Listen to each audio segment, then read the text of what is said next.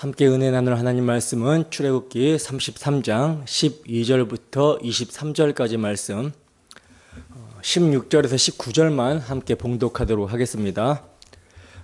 시작. 나와 주의 백성이 주의 목전에 은총 입은 줄을 무엇으로 알리이까? 주께서 우리와 함께 행하심으로 나와 주의 백성을 천하 만민 중에 구별하심이 아니니까? 여호와께서 모세에게 이르시되 내가 말하는 이 일도 내가 하리니 너는 내 목전에 은총을 입었고 내가 이름으로도 너를 알미니라. 모세가 이르되 원하건대 주의 영광을 내게 보이소서. 여호와께서 이르시되 내가 내 모든 선한 것을 내 앞으로 지나가게 하고 여호와의 이름을 내 앞에 선포하리라. 나는 은혜 베풀 자에게 은혜를 베풀고 긍휼히 여길 자에게 긍휼을 베푸느니라. 아멘. 은총 입은 자의 간구, 은총 입은 자의 간구라는 제목으로 하나님 말씀 증거하도록 하겠습니다. 우리가 오늘 함께 나눌 말씀은요, 금송아지 사건으로 말미암아 하나님께서 이스라엘 백성들과 거리를 두시면서 나는 너희와 함께 가지 않겠다라고 하신 이후에 모세가 회막에서 하나님과 나눈 대화, 곧 중보 기도의 절정입니다. 모세의 중보 기도의 절정이에요. 그리고 그 중심에는 한 가지 간구가 있는데 바로 주의 영광을 내게 보이소서라는 간구입니다.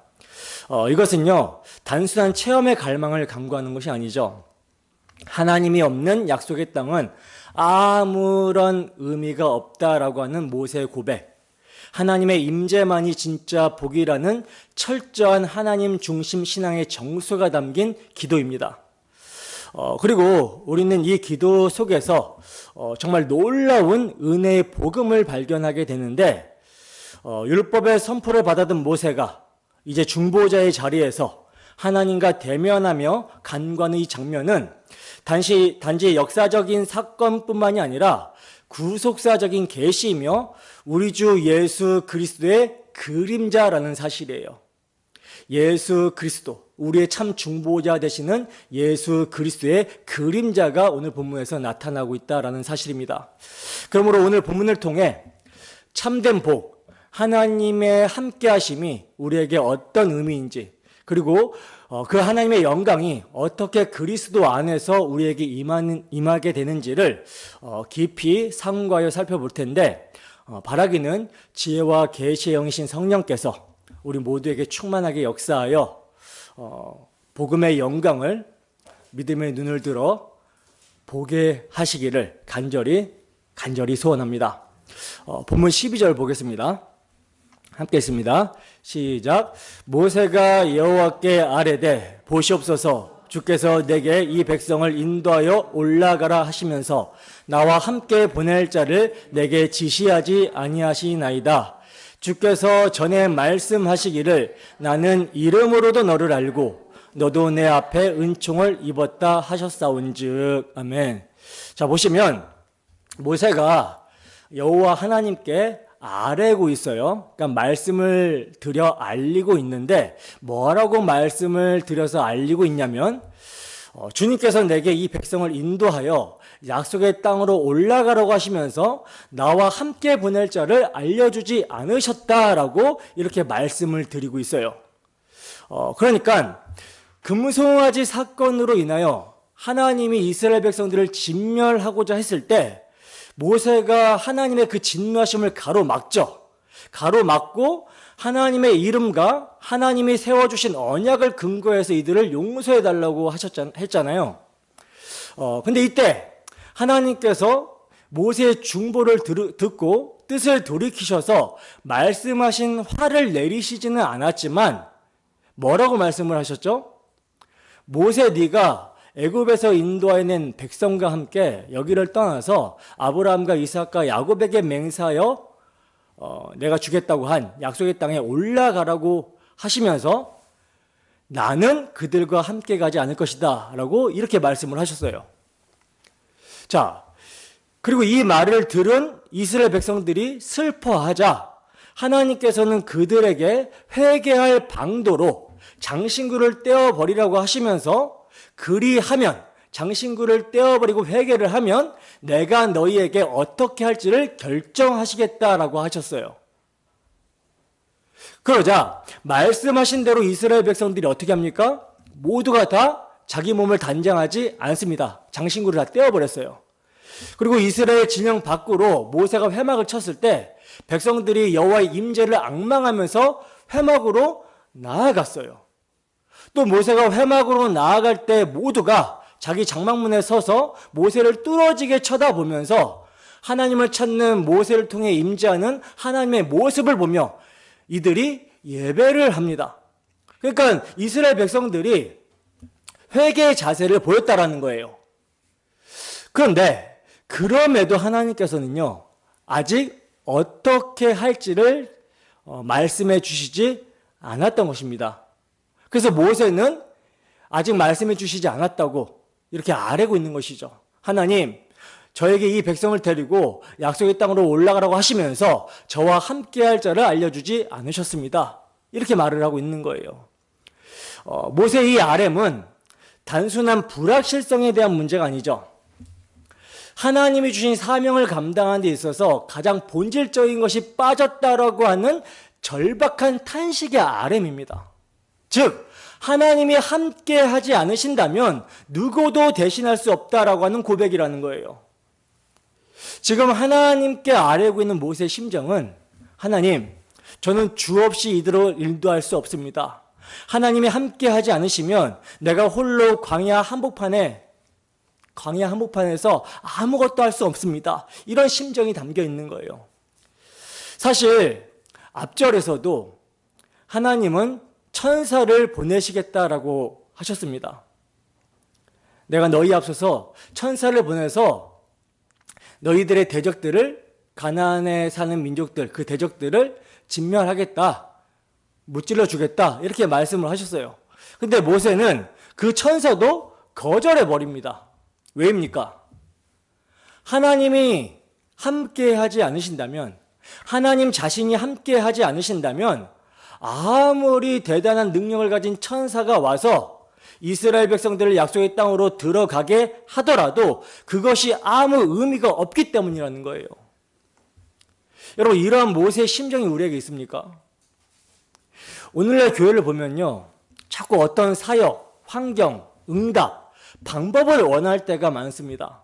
그러나 하나님이 없는 사역은 생명이 없다라는 사실이에요. 하나님이 없는 교회는 그냥 종교기관일 뿐이며 하나님이 없는 인생은 그냥 광야입니다. 때문에 모세는요, 뭘 구하고 있어요? 하나님 그 자신을 구하고 있는 거예요. 하나님 그 자신을. 모세는 그 어떤 것도 아니라 하나님 그분 자신을 원하고 있습니다. 바로 여러분, 이 고백이 참된 신앙인 것이죠. 하나님은 우리의 수단이 아니에요. 하나님은 곧 우리의 목적이며 길이며 생명입니다. 그래서 이어지는 모세의 아뢰을 보면 이렇게 말을 합니다. 주께서 전에 말씀하시기를 나는 이름으로도 너를 알고 너도 내 앞에 은총을 입었다 하셨사온즉. 지금 모세는 하나님께서 자신을 처음 만나 주셨을 때, 언제 하나님께서 모세를 처음 만나 주셨죠? 불붙은 떨기나무 가운데서 자신의 이름을 부르시며 만나 주셨죠. 그때 말씀하셨던 그 하나님의 말씀을 모세는 소환해서 이를 붙들고 아뢰고 있는 거예요. 간구하고 있는 것입니다. 하나님, 주께서 저를 아신다고 하지 않으셨습니까? 제 이름을 아신다고 하지 않으셨습니까? 너가 내 앞에 은총을 입었다라고 하지 않으셨습니까? 여러분, 지금 모세가 붙들고 아뢰며 간구하고 있는 그에게 하신 말씀이 무엇입니까?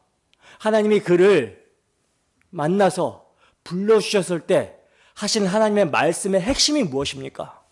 그가 하나님으로부터 은총을 입었다라는 거죠. 하나님께서 자신을 이름으로도 알고 자신이 하나님 앞에 은총을 얻었다라는 말씀을 그가 붙들고 간구하고 있는 거예요. 여러분, 하나님이 모세를 이름으로 안다라는 말씀은요, 단순히 인지한다라는 뜻이 아닙니다. 성경에서 하나님이 누군가의 이름을 안다라고 하실 때는 소유와 관계적 의미를 말하는 거예요. 소유에서 관계함으로 안다라는 의미입니다. 단지 정보로 안다라는 게 아니에요. 그 사람 자체, 그 존재 인격 자체를 관계하여 안다라는 의미예요. 그러니까 하나님께서 당신의 백성을 부르시고 그들의 이름을 아십니다. 즉 자기 소유를 삼아 이름을 불러주신다라는 거죠. 이것이 여러분 은총입니다. 은총. 하나님과 관계하는 하나님의 소유, 하나님의 백성을 삼아주신 거, 아무 자격 없고 공로 없는 자들을 하나님이 구원하셔서 자기 백성 삼아주신 거, 이것이 은총이라는 거예요. 여러분, 수많은 이들 가운데서 아무 자격 없는 우리들이 하나님으로부터 이름 부름을 받았다라는 거, 이것만큼 감격스러운 은혜가 어디 있겠습니까? 반대로 이 세상을 살아가면서 하나님께 이름을 불려지지 못하는 사람들, 그것만큼 또 비참한 사람들이 어디 있겠습니까? 그래서 우리가 찬송하잖아요. 어떤 찬송합니까? 나팔 불 때 나의 이름, 나팔 불 때 나의 이름, 나팔 불 때 나의 이름, 부를 때의 잔치 참여하겠네. 이렇게 은총을 입은 자, 하나님의 소유, 하나님과 관계하기 위하여 이름을 불린 자들은요, 버려질 일이 있습니까? 없습니까? 절대로 버림을 받지 않습니다. 여러분, 주님께서는요, 모세의 이름을 부르셨듯이 그리스도 안에 있는 우리들의 이름을 불러주십니다. 그래서 주님은 이렇게 말씀을 하시고 있는 거예요. 요한복음 10장 1절에서 5절 말씀입니다. 함께 했습니다. 시작. 내가 진실로 진실로 너에게 이르노니 문을 통하여 양의 우리에 들어가지 아니하고 다른 데로 넘어가는 자는 절도며 강도요 문으로 들어가는 이는 양의 목자라. 문지기는 그를 위하여 문을 열고 양은 그의 음성을 듣나니 그가 자기 양의 이름을 각각 불러 인도하여 내느니라. 자기 양을 다 내놓은 후에 앞서가면 양들이 그의 음성을 아는 고로 따라오되 타인의 음성은 알지 못하고 고로 타인을 따르지 아니하고 도리어 도망하느니라. 아멘. 자, 지금 이 예수님의 말씀은 단순한 목자의 일상적 행위에 대한 묘사가 아니라 창세전부터 예정된 하나님의 언약 백성을 불러내시는 구속사의 장면을 지금 예수님께서 목자와 양의 비유로 묘사를 해주시고 있는 장면입니다. 여기서 핵심은 목자이신 주님께서 양의 이름을 각각 부르신다라고 하는 점이에요. 각각 부르신다. 각각이라고 하는 표현은 뭡니까? 구원이 무차별적인 일방적인 초대가 아니라 개별적이고 인격적인 하나님의 부르심이라는 것을 강조하고 있는 거예요. 이것은 단지 주인이 인지하거나 기억한다라는 의미가 아니라 관계적 소유권 선언입니다. 곧 그를 택하였고 그와 언약을 맺었다라는 의미예요. 그러니까 하나님께서 모세를 이렇게 아시고 그의 이름을 불러주셨다라는 거죠. 하나님이 내가 너를 이름으로도 알고 너는 내 앞에서 은총을 입었다라고 말씀하시면서 부르신 것입니다. 그러므로 모세는 하나님의 구속 언약 가운데 이름이 불린 자, 곧 하나님께서 아는 자였기 때문에 그가 감히 하나님 앞에 나아가서 간구할 수 있었던 거예요. 아뢰 수 있었던 것입니다. 그는 하나님이 자신을 아시며 자신에게 은총을 베푸셨다라고 하는 말씀을 붙들고 하나님께 아뢰며 간구를 했던 거예요. 자, 그리고 또 모세는 이렇게 하나님이 그를 알고 은총을 베푸셨을 뿐만 아니라 모세는 그의 백성을 구원할 구원자로 세움을 받았죠. 그래서 자신에게 베푸신 은총뿐만 아니라 하나님이 불타는 떨기나무 가운데서 저를 부르셔서 구원자로 세워주셨고 이 이스라엘 백성들을 이끌어서 가나안 땅에 젖과 꿀이 흐르는 땅에 넣어주시겠다라고 말씀하지 않으셨습니까? 하고 이 말씀을 붙들고 하나님께 간구를 하고 있는 거예요. 여러분, 우리가 하나님 앞에 나아가 기도할 때 무엇을 근거로 기도합니까? 내 의로움입니까? 내 열심입니까? 아닙니다. 하나님이 우리에게 하신 말씀, 하나님이 우리를 그리스도 안에서 받아주셨다라고 하는 약속, 은혜의 복음을 붙들고 나아가야 되는 거예요. 때문에 우리도 모세처럼 이렇게 기도해야 된다라는 거죠. 하나님, 주께서 저를 은혜로 부르셨고 그 아들 예수 그리스도의 피로 구속하여 제게 성령을 부어주셨습니다 라고 하는 이 은혜의 말씀을 붙들고 하나님 앞에 나아가야 된다라는 거예요. 그래서 바울 사도가 에베소서에서 에베소 성도들을 위해서 간구할 때 무엇을 간구합니까? 부르심의 소망을 알게 해달라고 간구하죠. 이 부르심의 소망을 근거로 우리는 기도를 하는 거예요. 이렇게 우리가 이 은혜의 말씀을 붙들고 하나님 앞에 나아가야 된다는 거죠. 이때 하나님은 귀를 기울이시고 들으십니다. 자, 그러면 자신이 하나님의 소유라는 거, 하나님으로부터 은총을 입었다라고 하는 말씀을 의지하여 기도할 때 무엇을 간구해야 되는가? 다시 말해서 우리 주 예수 그리스도의 공로를 힘입어 기도할 때 우리가 무엇이든지 예수님의 이름으로 구하는 것을 아버지께서 주신다라고 하셨는데, 이렇게 우리가 예수의 이름으로 기도를 할 때 무엇을 구해야 되는가? 여러분, 모세가 무엇을 구하고 있습니까? 본문 13절 보세요. 함께 했습니다. 시작.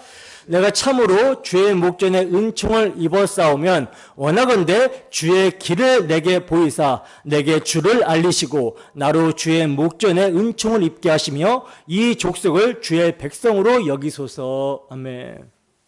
보세요, 여러분. 모세의 기도의 중심에는 무엇이 있죠? 무엇이 있습니까? 길을 보여달라는 데 있죠. 하나님, 어디로 가야 할지, 무엇을 해야 할지 가르쳐 주시옵소서. 그런데 그 목적이 무엇입니까? 주를 알게 하시고. 그러니까 지금 모세는요, 목적지를 알려달라고 하는 것이 아니에요. 광야길을 벗어나는 방법을 구하지 않습니다. 단 한 가지, 하나님을 알게 해달라고 간구합니다. 하나님을 알게 해달라고. 여러분, 이게 진짜 신자의 기도죠. 하나님, 지금 이 상황을 해결해 주세요. 이 해결해 달라는 기도가 아니라 이 상황 속에서 하나님이 누구신지를 알게 해주세요. 그러므로 여기서 길은요, 단순한 방향이나 전략이 아니라 히브리어로 데레크, 즉 인도하심의 방식, 하나님의 섭리, 구속의 경륜을 의미합니다. 다시 말하면 하나님, 이제 어디로 어떻게 가야 할지를 가르쳐 달라는 것이 아니라 하나님, 당신이 누구이신지를 알려달라는 거예요. 그리고 그 알려주심 속에서 제가 계속해서 은총을 입을 수 있도록 해달라는 것입니다. 여러분, 이게 얼마나 감동적인 기도입니까? 이처럼 주의 길을 아는 것은요, 주님을 아는 것과 직결되어 있습니다. 왜냐? 길은 곧 하나님이시기 때문에 그래요. 하나님은 당신의 백성이 당신을 알고 당신의 은혜와 영광을 알고 당신을 예배하며 찬양하게 하기 위해서 새 일을 행하시는 분이며 광야의 길을 내시며 사막의 강을 내시는 분입니다. 그래서 위대하고 놀라운 새 일을 행하시기 위해서 누구를 보내셨어요? 독생자 예수 그리스도, 자기 아들 성자 하나님을 보내주신 거예요. 그래서 예수님께서는 이 땅 가운데 오셔서 당신 자신이 무엇이라고 말씀합니까? 요한복음 14장 6절에서 7절 말씀입니다. 함께 했습니다. 시작. 예수께서 이르시되 내가 곧 길이요 진리요 생명이니 나로 말미암지 않고는 아버지께로 올 자가 없느니라. 너희가 나를 알았더라면 내 아버지도 알았으리로다. 이제부터는 너희가 그를 알았고 또 보았느니라. 아멘. 여러분, 하나님의 길은요, 우리의 삶의 형통함이 아니라 하나님 자신을 알게 하시는 과정입니다. 그래서 고난을 통과하게 하셔도, 또 외로운 길을 걷게 하셔도 하나님은 그 길에서 당신을 드러내신다라는 거예요. 당신의 뜻을 알게 하시고 당신의 성품을 알게 하시고 결국 하나님이 얼마나 우리를 사랑하시는지를 깨닫게 하신다라는 것입니다. 하나님은 모든 일을 합력하여서 길과 진리요 생명 되신 예수 그리스도를 알게 하심으로 예수 그리스도로 계시된 하나님을 알게 하신다라는 거예요. 그 하나님이 누구신지, 그 하나님이 어떤 존재이신지 알게 하신다라는 거죠. 그래야 그분과 관계하는 복을 누리게 하신다라는 것입니다. 그러므로 참 성도는 단지 어떤 상황의 해결책이나 앞날의 형통을 구하는 것이 아니라 하나님의 길을, 곧 하나님의 뜻과 하나님의 구속 경륜을 알기를 원하며 내게 주를 알려달라고 간구하는 것. 이것이 기도의 핵심이에요. 그래서 바울 사도도 무엇을 먼저 기도하죠? 성도들을 위해서 기도할 때 무엇을 가장 먼저 간구합니까? 하나님 아버지, 지혜와 계시의 영, 성령을 허락하여 주시사 누구를 알게 하시고 하나님을 알게 하시고 이렇게 간구하고 있는 거예요. 이것이 기도의 핵심입니다. 길과 진료 생명이신 예수 그리스도를 통하여 하나님을 아는 것이 은혜예요. 성령은 예수님의 것과 예수님의 영광, 그 십자가의 복음을 알게 하시죠. 그 십자가의 복음의 영광스러움을 알 때 그 속에서 우리는 하나님의 속성을 알게 되고 하나님과 관계하게 되는 것입니다. 하나님을 아는 것이 은혜요, 하나님의 길을 아는 것이 진정한 축복이라는 거예요. 자, 그리고 모세는 이어서 13절 하반절에 보시면 이 민족이 주의 백성임을 생각해 달라고, 주의 백성으로 여겨 달라고 간구를 합니다. 이게 여러분 어떤 마음이죠? 중보자의 마음이죠. 모세는요, 단지 자신만이 아니라 금송아지를 만들어 숭배했던 그 백성들을 하나님 앞에 내세우며 그들을 하나님의 백성으로 삼아달라고 지금 구하고 있는 거예요. 그러니까 모세는 자신이 주의 목전에 은총을 입은 자임을 근거로 기도하면서 결국 그 기도의 초점이 어디 있는지를 분명하게 드러냅니다. 이 민족이 주의 백성임을 생각하소서. 하나님, 이들은 제가 선택한 백성이 아닙니다. 주께서 택하신 주의 백성입니다. 주께서 아브라함과 이삭과 야곱에게 맹세하신 그 언약을 따라 주의 피로 구속하신 주의 백성입니다. 여러분, 이 얼마나 놀라운 기도입니까? 모세는 자기의 안위나 선곡이나 리더십의 부담을 내려놓고 하나님의 언약을 붙들고 하나님 백성을 위한 기도를 드리고 있는 거예요. 이게 진짜 지도자의 기도라는 거죠. 여러분, 영적인 지도자는 사람을 바라보지 않고 하나님을 바라보며 백성의 죄에도 불구하고 그들을 향한 하나님의 마음을 알고 그들을 위해 기도하는 자입니다. 여러분, 이러한 모세의 중보는 참 중보자 되시는 예수 그리스도를 예표하고 있죠. 히브리서 7장 25절 말씀입니다. 함께 읽습니다. 시작. 그러므로 자기를 힘입어 하나님께 나아가는 자들을 온전히 구원하실 수 있으니 이는 그가 항상 살아계셔서 그들을 위하여 간구하심이라. 아멘. 자, 지금 부활승천하신 예수님이 어디 있습니까? 하나님 보좌 우편에 앉으셨습니다. 그 앉으셔서 놀고 있는 게 아니죠. 무엇 하고 계세요? 항상 살아서 누굴 위해? 자기 백성을 위해서 간구하고 계십니다. 모세는 지금 그리스도의 영이 임하여 그리스도의 마음으로 백성들을 위해서 중보를 하고 있는 거예요. 우리도 마찬가지죠. 우리는 예수님의 십자가 대속의 피를 믿음으로 그리스도의 영이 내주하시며 통치하십니다. 믿으십니까? 그러므로 우리도 가족을 위해서, 교회를 위해서, 나라, 민족을 위해서 기도할 때 하나님, 이 가정은 주의 백성입니다. 이 교회는 주의 몸입니다. 이 민족은 주께서 은혜로 세우신 나라이니 긍휼히 여겨달라고 기도를 해야 되는 거예요. 기억해달라고 기도를 해야 되는 거예요. 우리는 그리스도의 몸으로 부르심을 받은 자들입니다. 때문에 그리스도 안에서 중보자로 부름을 받았다라는 것을 잊으시면 안 된다라는 거예요. 그러므로 십자가 대속의 피를 의지하여 죄악 가운데 있는 자들, 방황하고 있는 자들, 영적으로 잠들어 있는 자들을 놓고 우리는 기도해야 하는 것입니다.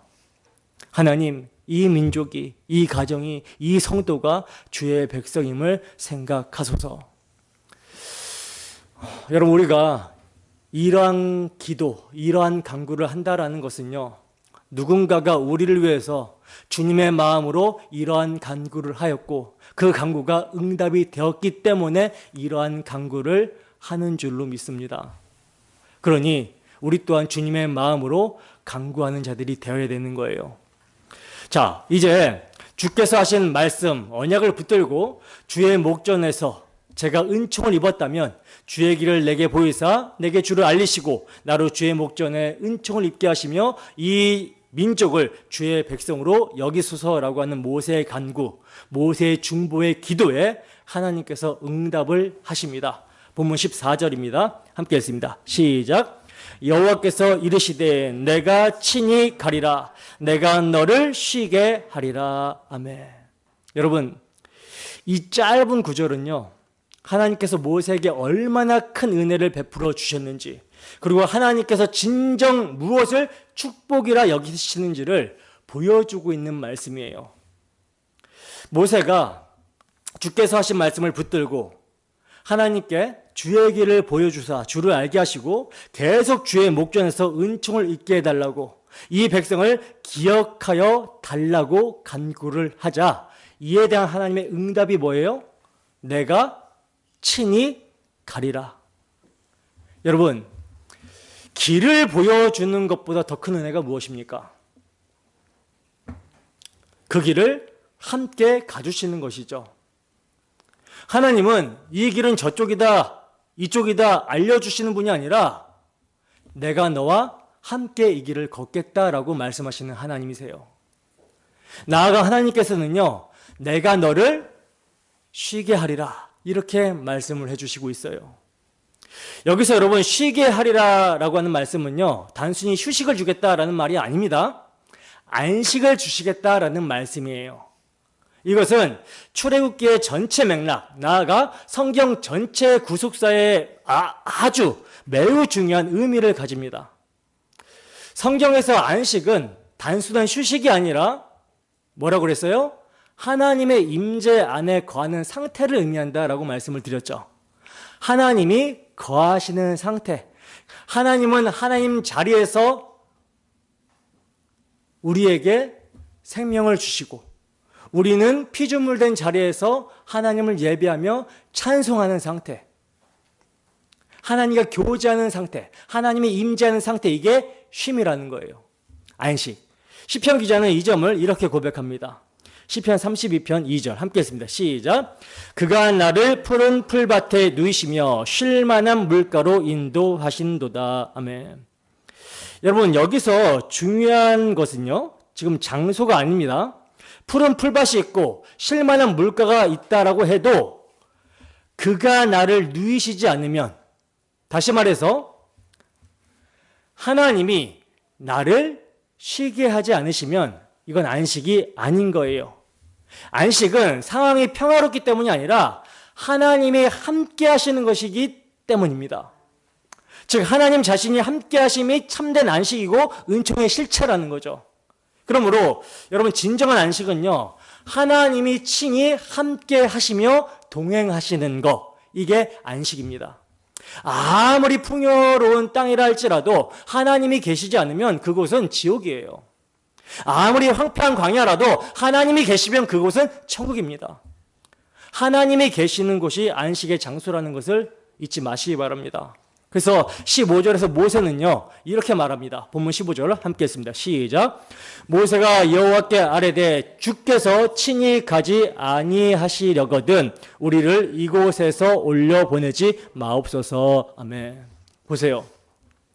이 말씀은 지금 모세의 심중을 드러내는 아주 강력한 고백이죠. 여러분, 생각해 보세요. 하나님께서 약속하신 땅은 어떤 땅입니까? 하나님께서 약속하신 땅, 이 가나안 땅은요, 젖과 꿀이 흐르는 땅이에요. 여기는 누구나 가고 싶어하는 축복의 땅입니다. 근데 모세는 뭐라고 말을 하고 있어요?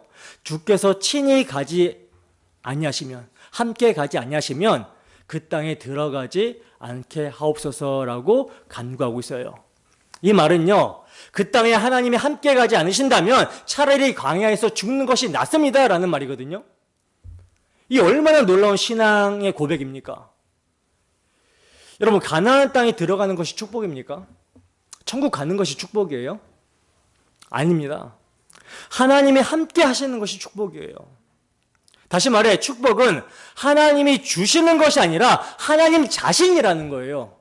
하나님 자신이 상이라는 것입니다. 때문에 광야에 있어도 하나님이 함께 하시는 것이 진정한 복이에요. 그래서 우리가 찬송할 때 어떤 찬송을 합니까? 초막이나 궁궐이나 내 주 예수 계신 곳이 그 어디나 하늘나라, 이렇게 고백을 하죠. 이 찬송의 고백이 참으로 여러분들에게 실제 고백이 되십니까?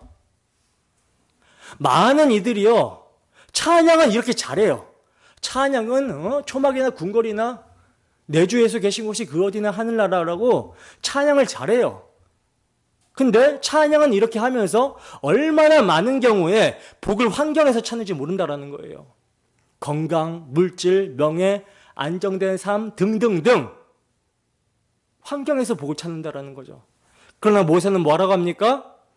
그 모든 것이 있어도 하나님이 함께하지 않으시면 광야에서 죽는 것이 낫다. 그것은 지옥이다. 오늘날에도 마찬가지입니다. 교회에, 교회당에 사람이 많이 모이고 재정이 넉넉하고 그런다 할지라도 하나님의 임재가 없다면 그것은 텅 빈 예배당이나 다름이 없다라는 거예요. 가정이 평안하고 모든 조건이 좋아 보여도 그 가정에 하나님이 함께하지 않으신다면 거기는 생명이 없다라는 것입니다. 반면에 비록 고난의 광야일지라도 하나님이 함께하신다라면 거기는 천국입니다. 우리가 의를 위하여 핍박받을 수 있어요. 예수 믿는다는 이유로 환난이 찾아올 수 있습니다. 그런다 하더라도 하나님이 함께 하시면 그것이 복이고 그 하나님이 함께 계신 곳이 천국이라는 사실을 잊으시면 안 돼요. 이 모세의 고백이 참으로 우리의 고백이 되기를 소원합니다. 본문 16절입니다. 함께 했습니다. 시작. 나와 주의 백성이 주의 목전에 은총을 입은 줄을 무엇으로 알리까? 주께서 우리와 함께 행하심으로 나와 주의 백성을 천하 만민 중에 구별하심이 아니니까. 아멘. 자, 이제 모세는 공동체를 위한 간구로 나아갑니다. 13절 상반절에서 모세는 내가 은총을 입었사오면 이라는 말로 간구를 했었는데, 근데 16절에서는 좀 다르게 간구를 하고 있죠. 나와 주의 백성이 은총을 입은 것을 무엇으로 알릴까라고 간구를 하고 있어요. 여기서 모세는요, 나와 주의 백성이라고 지금 표현을 하고 있는데, 여러분, 율법을 받는 동안 산 위에 있었던 모세는 그 아래서 금송아지를 만들어 섬기던 백성들과는 달랐습니다. 그죠? 모세는 하나님이 그 이름을 알았고 은총을 입은 자이며 하나님과 대면하며 보면서 대화를 하던 자예요. 근데 반면 이스라엘 백성들은 패역하고 반역한 우상 숭배자들입니다. 근데 지금 모세는 그 백성들과 자신을 구별하지 않고 어떻게 하고 있어요? 나와 주의 백성이라고 하나로 묶고 있다라는 거예요. 무엇을 보여주는 겁니까? 이것은 모세가 이스라엘을 위해 중보자로 서 있다라는 사실을 보여주고 있는 것이죠. 율법을 받아가지고 내려온 자가 그 율법을 깨트린 백성들과 자신을 함께 묶어서 우리라고 부르고 있는 모세의 마음은요, 장차 오실 중보자 예수 그리스도의 그림자입니다. 그래서 분명 예수님은 죄를 알지도 못하시는 죄가 없으신 분이셨지만 죄인된 우리를 위해 나와 내 백성이라고 부르신 거예요. 그분은 요한으로부터 회개 세례를 받으심으로 우리와 같이 되셨고 우리의 죄를 전가받아 죄로 정한 바 되시고 죄인인 우리의 대표로 십자가에서 우리의 죄를 대신하여 심판을 받아 피 흘리셨어요. 그래서 우리는 그 피로 말미암아 어떻게 됐습니까? 죄사함과 의롭다함을 받아 그리스도의 생명을 얻게 된 것입니다. 그래야 이제 예수 그리스도의 십자가 대속의 피를 믿는 자들을 하나님께서는 어떻게 보세요? 천하 만민 중에 구별하시며 그리스도 안에서 우리를 보시고 함께 하신다라는 거예요. 이것이 바로 은총을 입은 증거입니다. 우리의 믿음이 증거라는 거예요.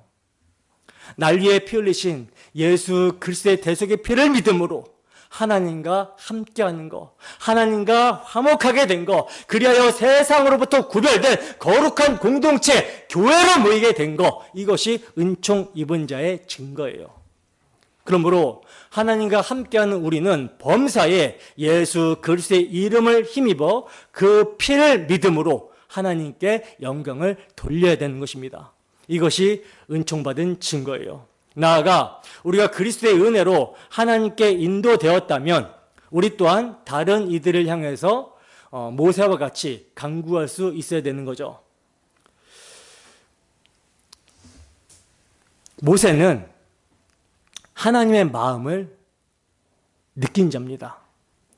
하나님이 자기 백성을 사랑하는 그 마음을 느낀 것이고, 그렇기 때문에 이제 모세만이 아니라 우리도, 그리스도의 은총을 입은 우리들도 그리스도의 마음으로 이웃을 향해서, 이웃을 바라보면서 하나님께 모세처럼 간구할 수 있어야 된다는 거예요.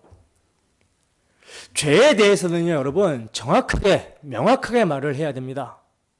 죄에 대해서는. 죄에 대해서, 의에 대해서, 심판에 대해서는 명확하게 말을 해야 되지만, 죄인에 대해서는 난 저 사람과 다르기 때문에 정죄하고 판단할 수 있어, 이건 아니라는 거예요. 우리도 똑같은 죄인이지만 긍휼을 얻어 하나님과 함께하는 자가 되었듯이 저들도 그러한 하나님의 긍휼이 있게 해달라고 그리스도인들은 모세와 같은 심정으로, 그리스도의 마음으로 그들을 나와 동일한 상태로 놓고 하나님께 간구할 수 있어야 되는 것입니다. 구약의 선지자들은 이스라엘이 범죄를 할 때 이스라엘과 자신을 동일하게 묶어가지고 하나님께 간구를 했어요. 느헤미야도요, 나와 내 아버지 집이 주님께 범죄했다라고 하면서 회개 기도를 합니다. 이러한 모세의 심정, 이러한 그리스도의 영이 임한 그리스도의 마음으로 우리는 중보할 수 있어야 되는 거예요.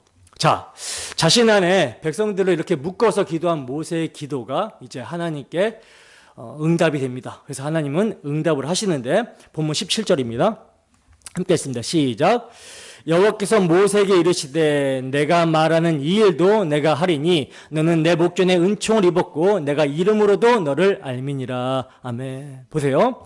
모세와 함께 가시면서 그를 쉬게 하시겠다라고 하신 하나님께서는요, 이제 모세가 자기와 자기 백성을 묶어서 간구하는 기도를 들으시고 응답을 하십니다.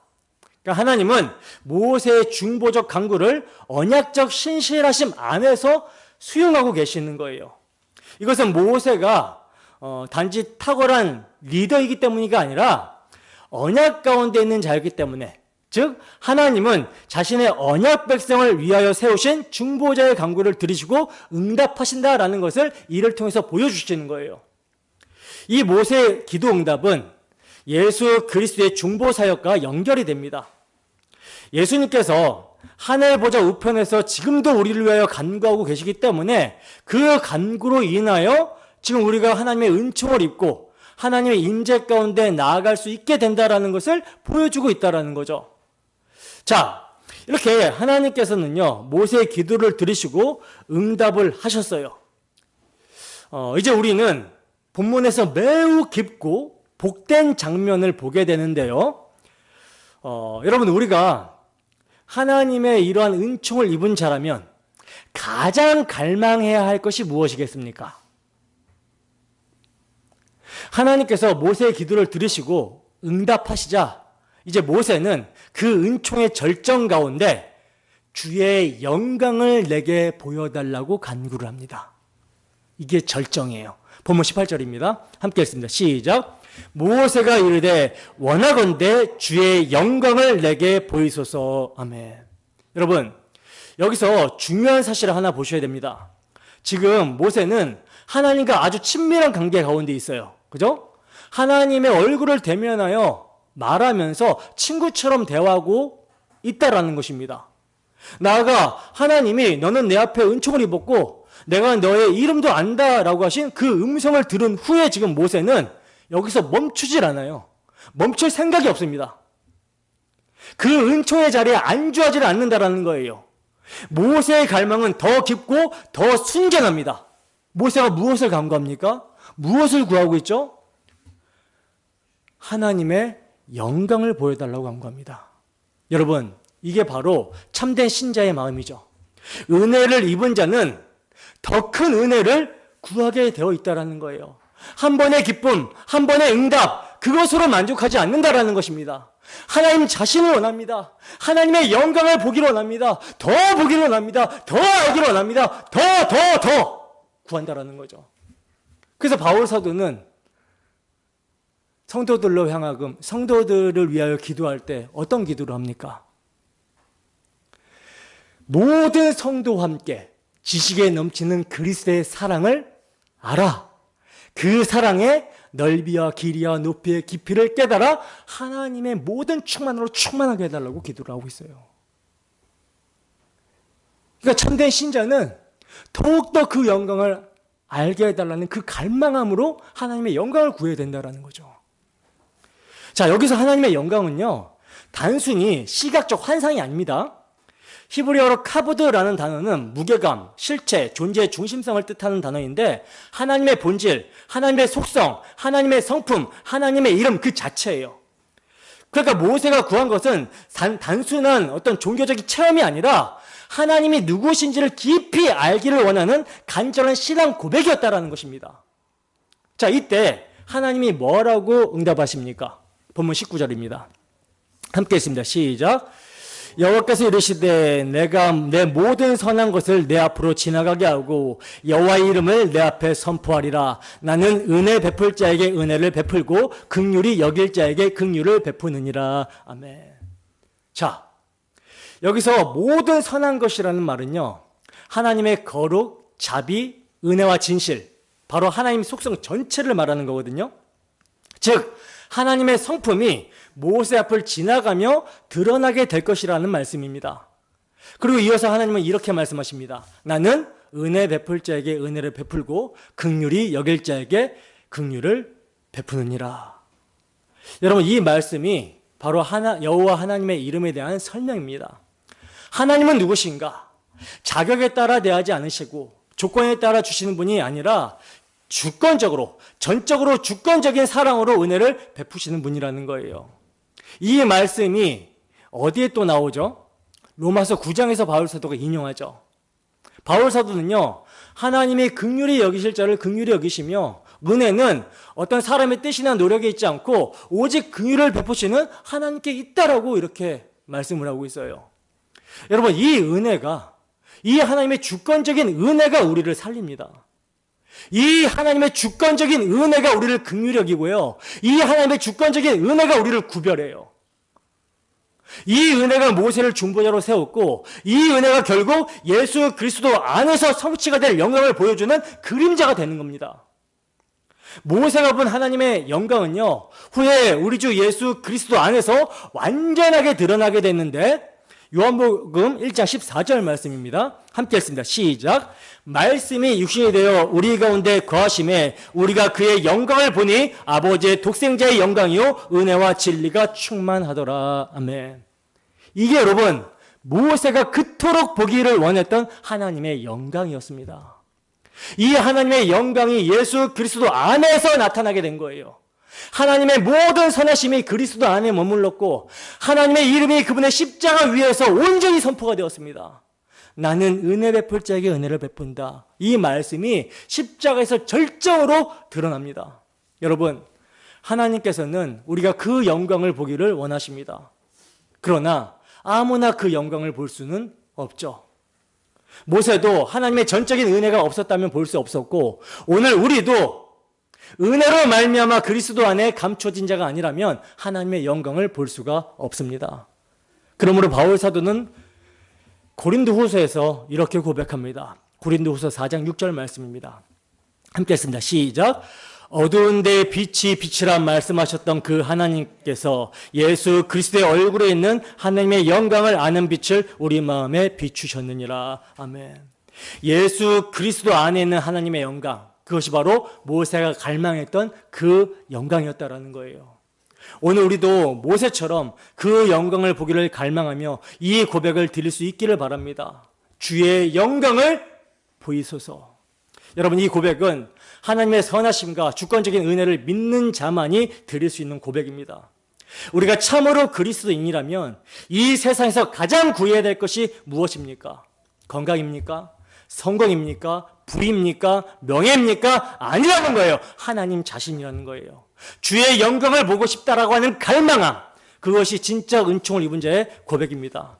여러분, 모세는 하나님의 영광을 보여달라고 간절히 구했어요. 그러나 하나님께서는 이렇게 말씀하시죠. 본문 20절입니다. 함께 읽습니다. 시작. 또 이르시되 내가 내 얼굴을 보지 못하리니 나를 보고 살 자가 없음이니라. 아멘. 보세요. 하나님께서는 내가 내 얼굴을 보지 못한다라고 말씀을 하시고 있어요. 왜 그렇습니까?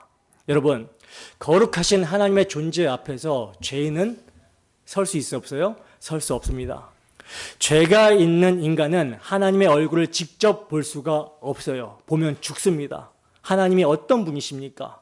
디모데전서 6장 16절에 보면 오직 그에게만 죽지 아니함이 있고 가까이 가지 못할 빛에 거하시며 어떤 사람도 보지 못하였고 또 볼 수 없는 이신이라고 바울사도는 말씀합니다. 그러니까 하나님은 영광의 강체시며 죄 있는 자는 결코 그 앞에 설 수 없다라는 거예요. 그렇다면 하나님은 모세의 간절한 기도를 외면하셨는가? 외면하셨습니까? 아니죠. 오히려 하나님께서는 한없는 은혜 가운데 모세에게 자신을 나타내시는 특별한 방법을 마련해 주십니다. 본문 21절에서 23절 말씀입니다. 함께 읽습니다. 시작. 여호와께서 또 이르시기를 보라 내 곁에 한 장소가 있으니 너는 그 반석 위에 서라. 내 영광이 지나갈 때에 내가 너를 반석틈에 두고 내가 지나가도록 내 손으로 너를 덮었다가 손을 거두리니 내가 내 등을 볼 것이요 얼굴은 보지 못하리라. 아멘. 보세요.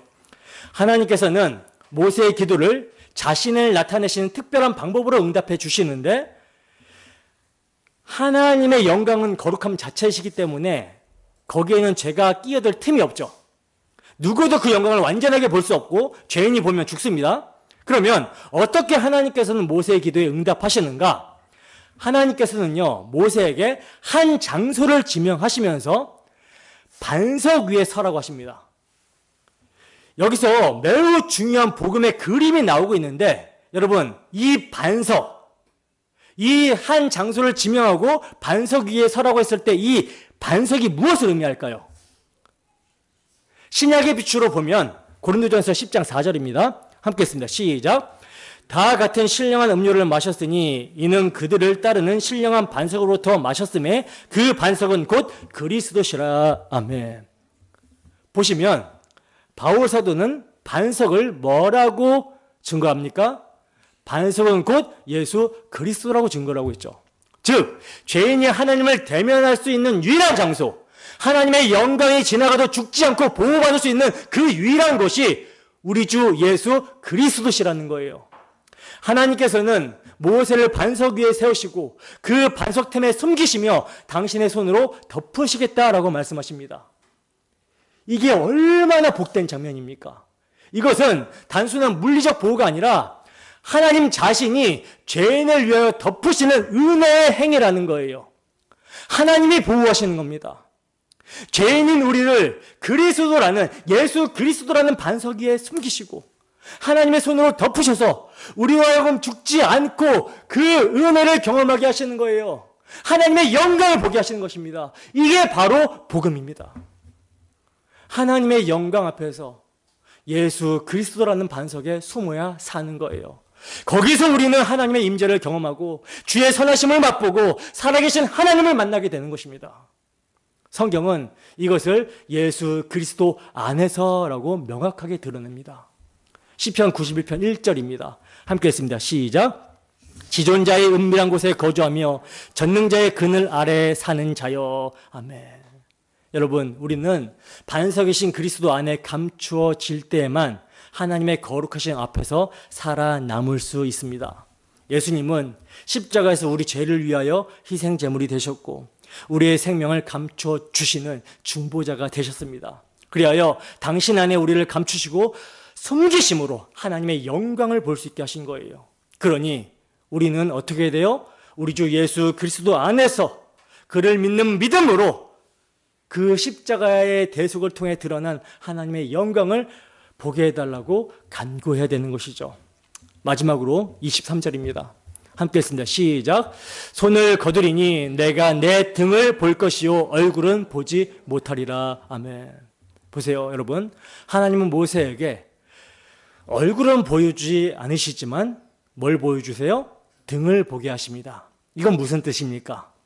등은 지나간 자치죠. 다시 말해 하나님이 지나가신 후에 남겨진 흔적을 보는 거예요. 이것이 은혜입니다, 여러분. 우리는요, 하나님의 모든 것을 지금 당장은 알 수가 없지만 하나님의 행하신 역사, 하나님의 인도하신 흔적, 그 등짝은 분명하게 볼 수 있다는 거예요. 우리의 인생에서도 마찬가지죠. 때로는 주님의 얼굴이 가려져 있는 것 같고 하나님의 계획이 도무지 이해되지 않을 때가 있습니다. 그러나 지나고 나면 알게 되는 거예요. 아, 주님이 여기 함께 하셨구나. 주님이 이렇게 인도하셨구나. 주님의 은혜가 이 자리에 있었구나. 이렇게 내가 예수를 만나게 하기 위해서, 복음을 알게 하기 위해서 이러한 일련의 사건들이 있었던 거구나. 우리는 지금 주님의 얼굴을 온전히 볼 수 없지만 예수 그리스도 안에서 이미 그분의 등을 보았습니다. 그리고 언젠가는 그리스도께서 재림하실 때 우리는 이렇게 외치게 될 거예요. 이제는 거울로 보는 것 같이 희미하나 그때에는 얼굴과 얼굴을 대하여 보리라. 사랑하는 여러분, 모세의 기도는 그리스도의 기도를 예표함과 동시에 그와 연합이 된 신자의 기도입니다. 주의 영광을 내게 보이소서. 이 기도는 단지 감정의 고조가 아니라 복음의 핵심을 뚫는 갈망이에요. 예수님이 오심으로 이 기도는 응답이 되었습니다. 그리고 우리가 주님 안에 거하며 그분의 임재를 구하게 될 때 성령께서는 그 영광을 우리 안에서 날마다 새롭게 비춰주십니다. 그러니 오늘도 우리는 기도해야 되는 거예요. 하나님, 주의 영광을 내게 보이소서. 나를 그리스도라는 반석 안에 숨겨 주옵소서. 주의 얼굴은 보지 못할지라도 주의 지나가신 등을 보며 믿음으로 살게 하옵소서. 그리고 주의 길을 걷는 중에 당신 자신을, 하나님 자신을 더 깊이 알게 하옵소서. 주의 임재가 우리의 생명입니다. 주의 영광이 우리의 길입니다. 이렇게. 여러분, 주의 손이 우리를 덮는 그 반석 위에서 오늘도 예배하며 살아가기를 참으로 소망합니다. 그리하여 주의 영광을 보여달라는 우리의 간구가 참으로 응답이 되는 은혜가 우리 모두에게 있기를 주님의 이름으로 축원합니다. 기도하겠습니다.